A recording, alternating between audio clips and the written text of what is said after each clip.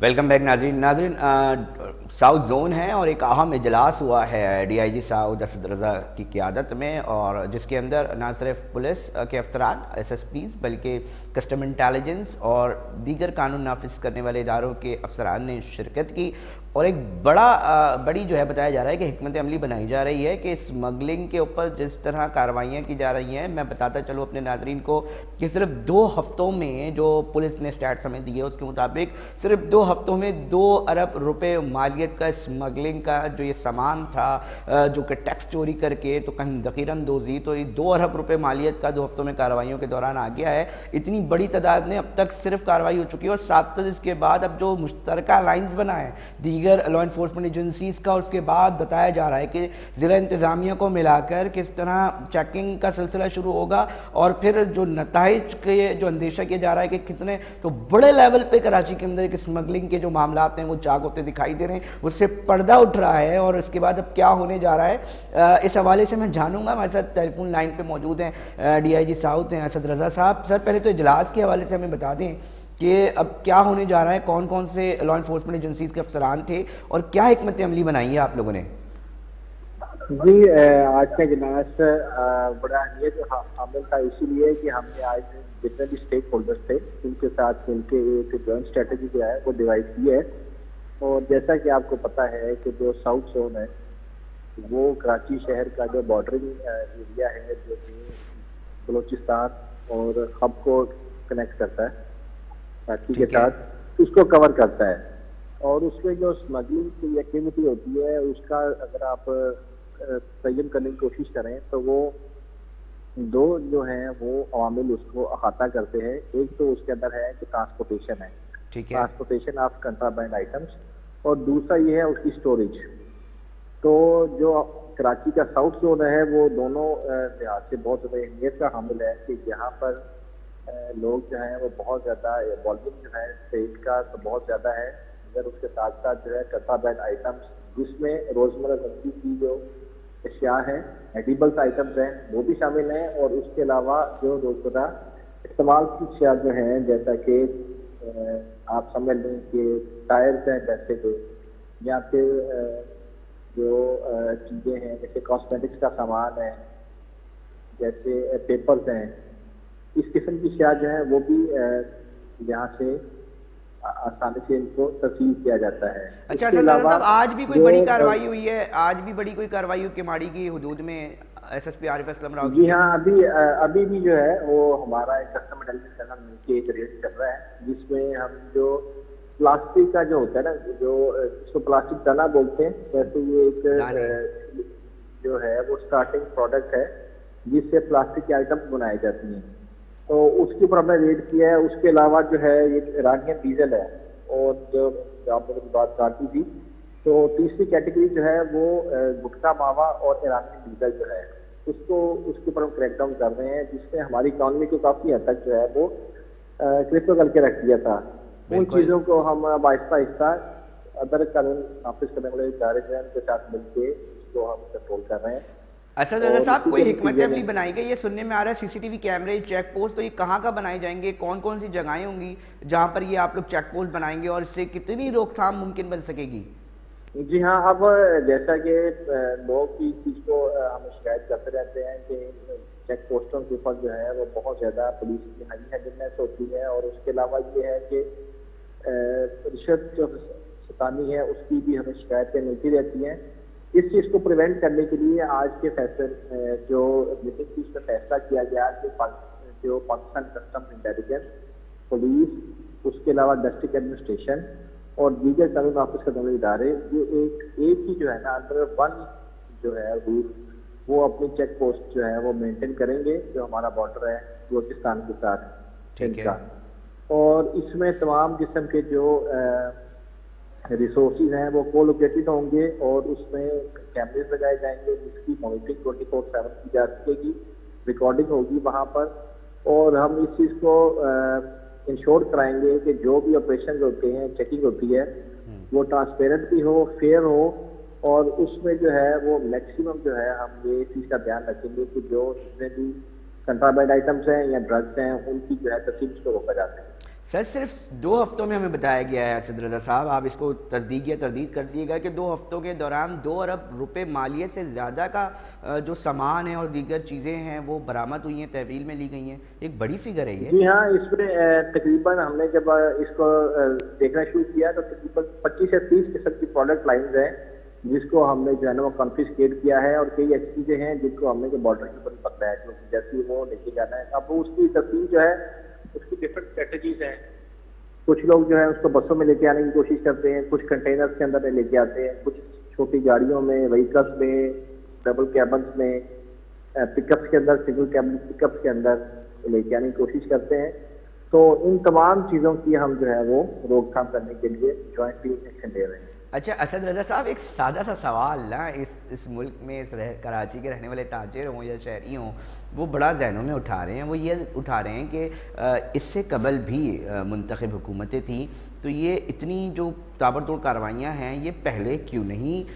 سامنے آ رہی تھی. اور ایک اور سوال اس کے ساتھ ایڈ کر لیے گا کہ کیا منتخب حکومت جب دوبارہ آئے گی، نگراں حکومت چلی جائے گی تو بھی یہ تابڑ توڑ کارروائیاں اسی طرح جاری رہیں گی؟ یہ معصومانہ سے ایک تاجر کو ذہن میں اٹھ رہا ہے سوال. جی بیسکلی اب یہ گورنمنٹ کی یا آرگنائزیشن کی پرائیورٹیز اور فوکس کا سوال ہے. تو ابھی جو ہے وہ پولیس کا فوکس جو ہے اسپیشلی ساؤتھ زون کے اندر وہ کرائم کنٹرول کے علاوہ یہ اس وقت اینٹی اسمگلنگ آپریشنس کی پر بھی ہے.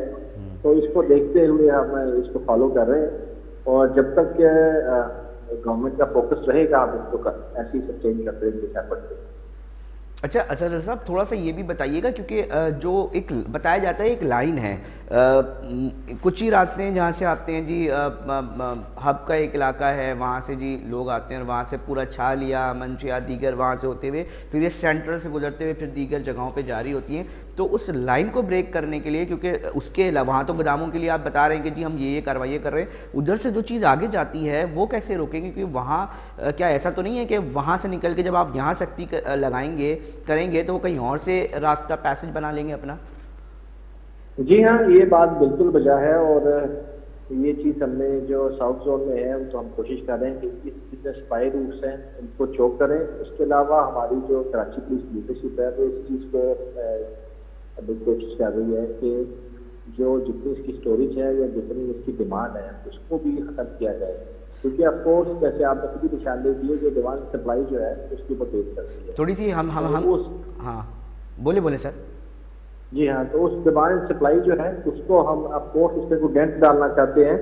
اور انشاءاللہ تعالیٰ جیسے ساؤتھ زون میں ہے تو ادر زون کے اندر بھی اسی طرح سے جو ہے اس کو فالو کیا جا رہا ہے. اچھا صاحب، کوئی ایک شیئر کرنا چاہیں تو ہم کوشش کریں گے. کوئی اتنے فیکٹس آئے ہیں آپ لوگوں نے اپنے انٹیلیجنس سے جمع تو کیونکہ کتنی بڑی تعداد میں اب اس وقت آپ لوگوں کو کارروائی کرتی دکھ رہی ہے کہ ہاں بھائی اتنے لوگوں کا ڈیٹا ہمارے پاس آ گیا ہے، ان کو ہم دیکھنا ہے. کوئی ایک رف آئیڈیا دے دیں کہ تقریباً اتنے لوگ ہیں جو اس وقت وانٹیڈ ہوں آپ لوگوں کے اس پہ آئے ہوں تفتیش کے دوران یا اس پوری انویسٹیگیشن میں؟ دیکھیے ماضی میں تو یہ بالکل کاٹیج انڈسٹری کی طرح یہ چیزیں چل رہی تھیں. ہاں، نارمل کاروبار کر رہے ہیں جی.